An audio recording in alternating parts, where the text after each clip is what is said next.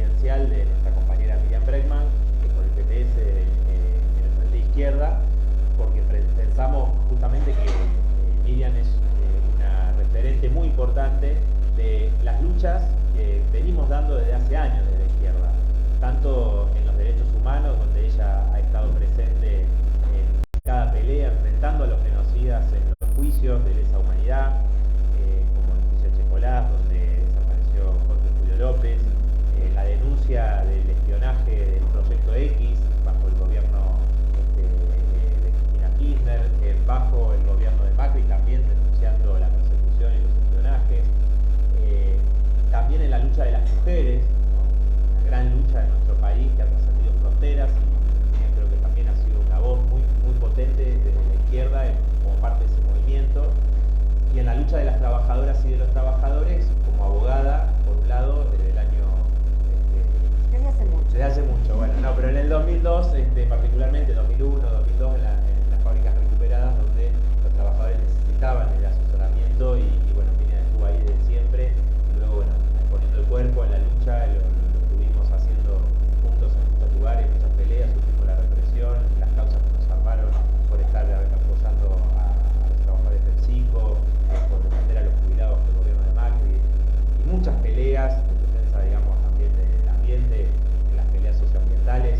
Así que bueno, nos parece muy importante, además que ella es una voz muy potente en la política, en lo que hace a defender estas causas y los planteos de la izquierda. Por eso, frente a los desafíos que tenemos, que es marcar una alternativa hacia muchos sectores que están descontentos con los que nos han gobernado en los últimos 40 años, bueno, queríamos también recorrer el país, estamos recorriendo el país, yo la estoy acompañando también por ser candidato presidencial en dos oportunidades, y somos diputados que compartimos esta pelea, y bueno, estamos yendo a todo el país para discutir las propuestas y la candidatura presidencial de Miriam. Ahora, ¿qué se propone desde este sector, como usted decía, en defensa del trabajo, que sea diferente al oficialismo o al otro sector de la oposición? Bueno, creo que lo primero que puedo señalar, y hablando también de nuestros candidatos y candidatas locales, es que cuando crece el descrédito de la dirigencia política tradicional, cuando hay mucha gente desencantada, otros y otras más enojados, lo primero que tenemos nosotros para decir es que nosotros hablamos con nuestra historia de lucha.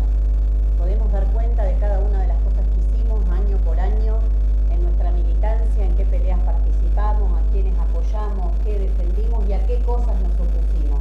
Y eso para nosotros cobra un valor especial, porque ante la crisis que hay en nuestro país, ante las mismas fórmulas de siempre, creo que los partidos tradicionales vuelven a presentar las mismas fórmulas de siempre y te dicen esta vez va a ser distinto, yo esta vez sí sé cómo voy a frenar la inflación, esta vez entre los jubilados y los bancos voy a elegir a los jubilados, dijo Alberto Fernández, nunca ganaron tanto los bancos y pocas veces estuvieron tan mal los jubilados.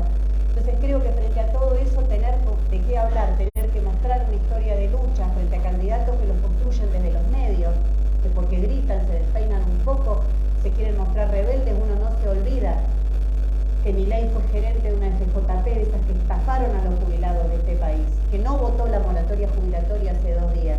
Entonces nosotros hablamos desde nuestra historia de lucha, lo que decía Nicolás, de las peleas que hemos dado en defensa de las libertades democráticas, que hemos hecho cada vez que hubo un conflicto entre trabajadores, trabajadoras, de qué lado nos hemos puesto.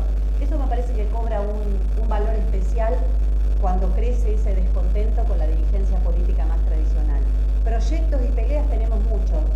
Con Tucumán hemos estado en contacto todo el último tiempo porque venimos trabajando una ley interzafra que impulsamos con nuestro compañero diputado, otro integrante de nuestro bloque, Alejandro Vilca, diputado en Jujuy.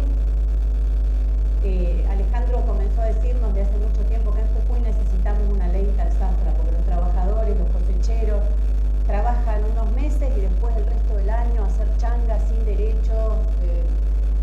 Hablamos con los compañeros de Mendoza, nos dicen sí, pero a eso se suma, nos dijo una compañera, que a las mujeres nos ponen como trabajo familiar. No tenemos ni un ingreso propio, nunca nos vamos a jubilar. Hablamos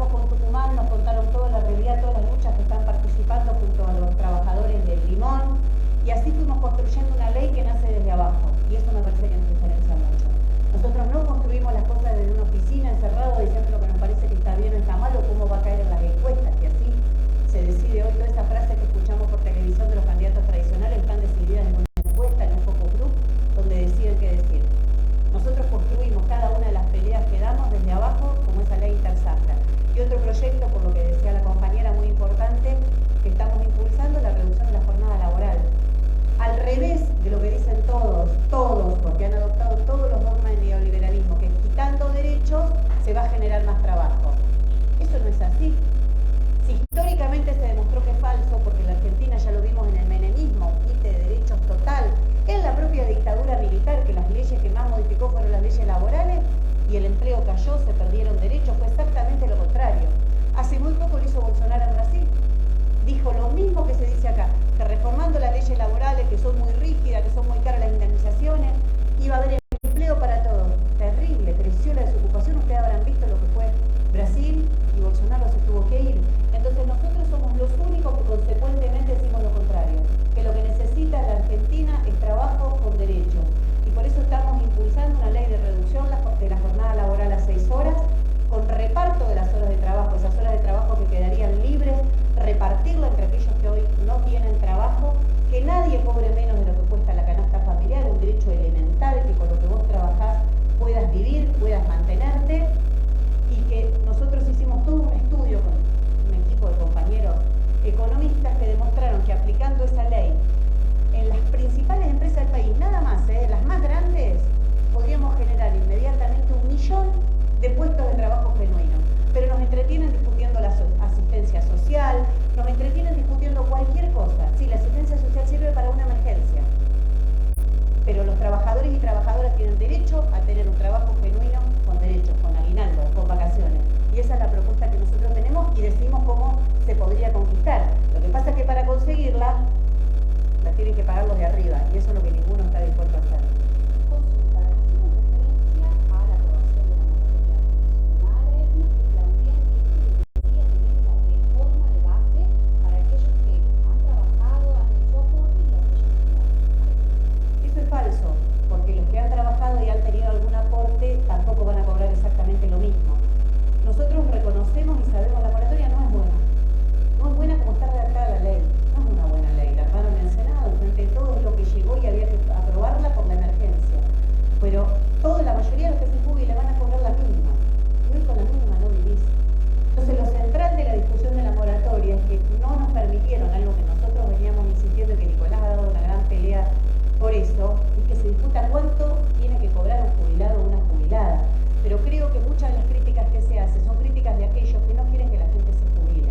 Y yo lo dije en la conferencia de prensa, yo soy hija de una trabajadora doméstica que trabajó de los 9 años, que tuvo que dejar la escuela en 4º grado para ir a trabajar. ¿Quién me va a decir que mi mamá no trabajó? No hay aportes para una nena de 9 años. ¿Qué querían que aporte a los 9 años? Entonces me parece que se dicen cosas que a alguno de nosotros nos duele además, y supongo que a ustedes les pasará lo mismo, que duele por historia familiar. Pero claro, en la sesión hablábamos, escuchamos Juntos por el Cambio hablar de los que viven en los country y cobran una jubilación. Bueno, no sé, esa será la realidad que viven ellos, no es la que vivimos nosotros.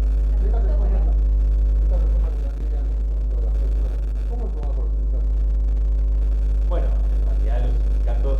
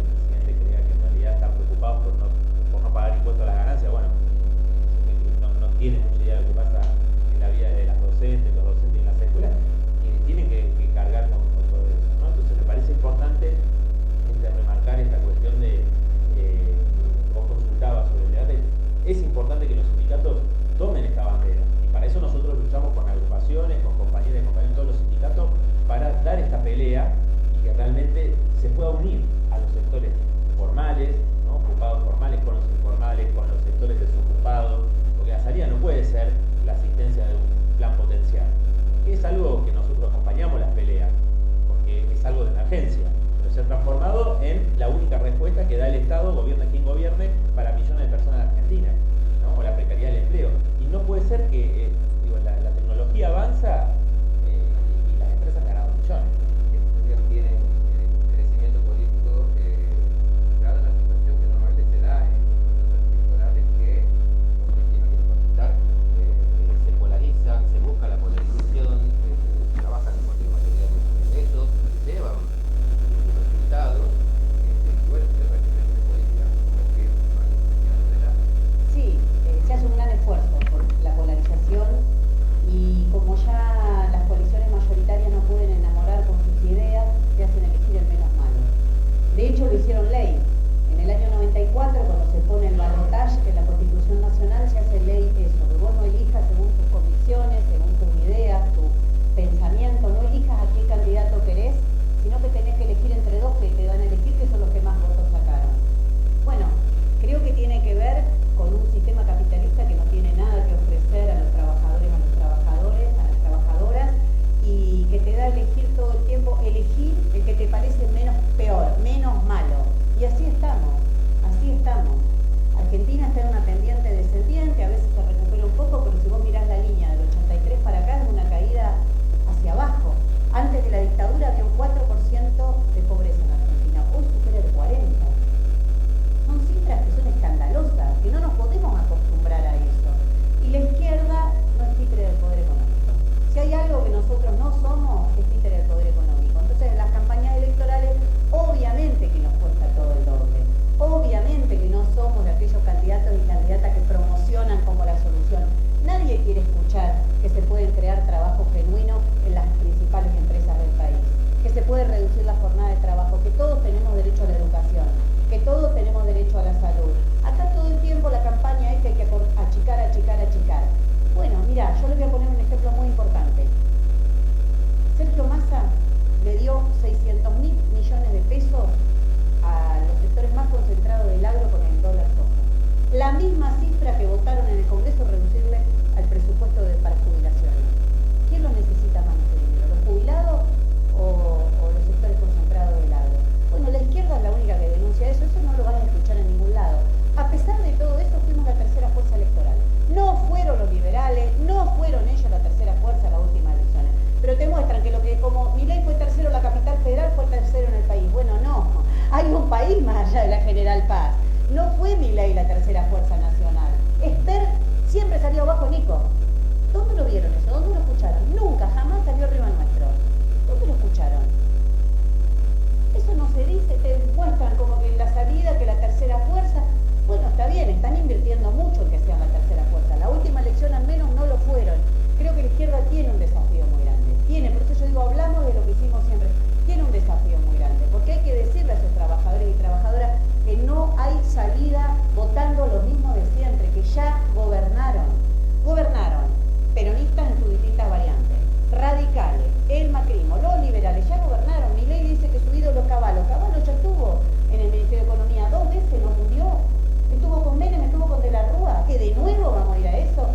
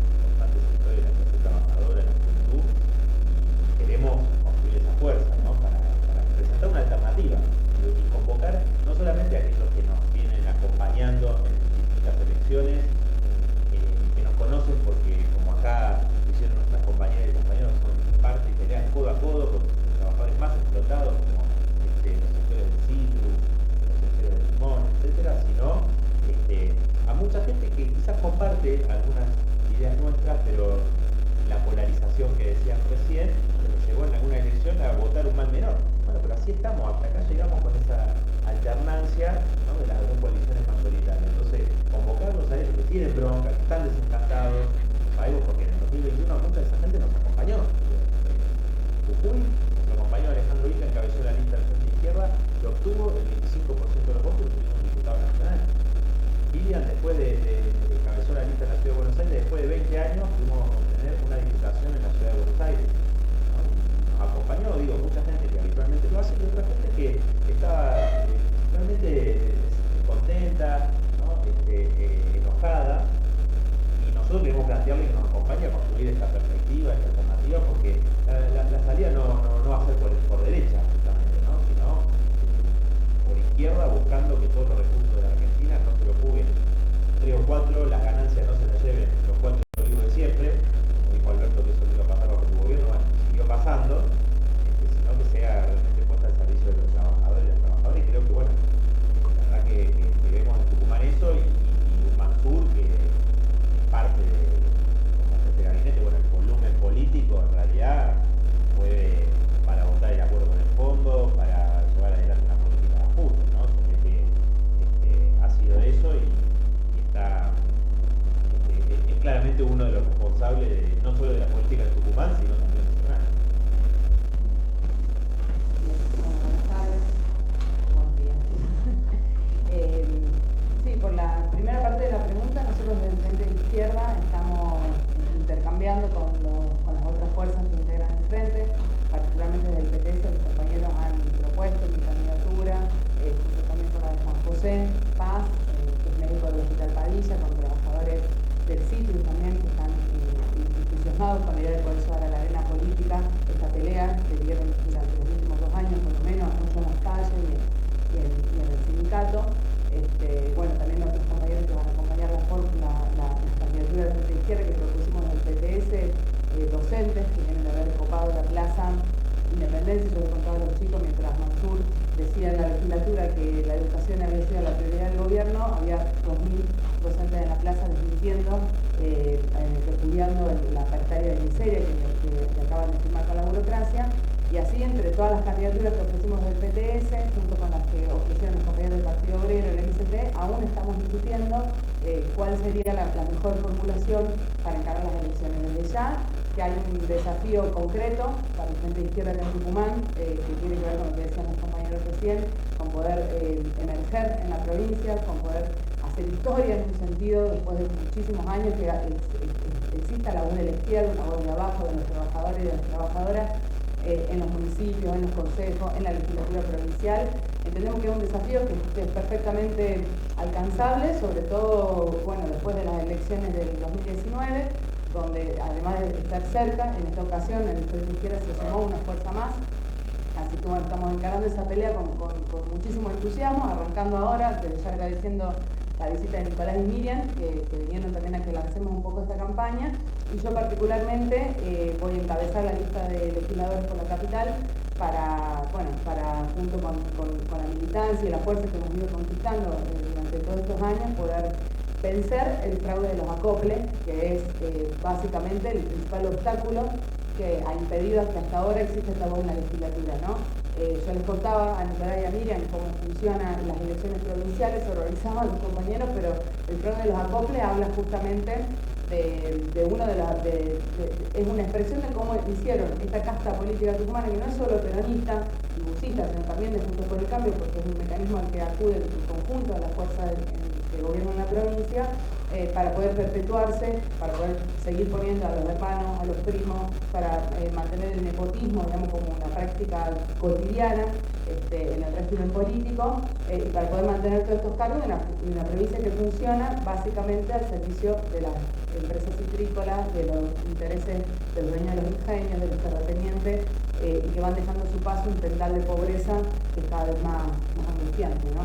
Bueno, frente a eso creemos que el hecho de que la izquierda se proponga y logre efectivamente romper el fraude de los acoples, empezar en la legislatura, desarrollar una campaña muy fuerte por abajo, como lo venimos haciendo contra acoples que manejan presupuestos funcionarios, que son decenas además, bueno, creemos que nosotros tenemos la fuerza, tenemos la coherencia, las convicciones necesarias para dar esta pelea, asumir este desafío y en estos días terminar de cerrar, que es una discusión que venimos llevando adelante de una manera muy fraternal dentro del Frente de Izquierda, cómo sería la fórmula o la lista completa, y la estaremos anunciando, bueno, antes del 6 de marzo seguramente.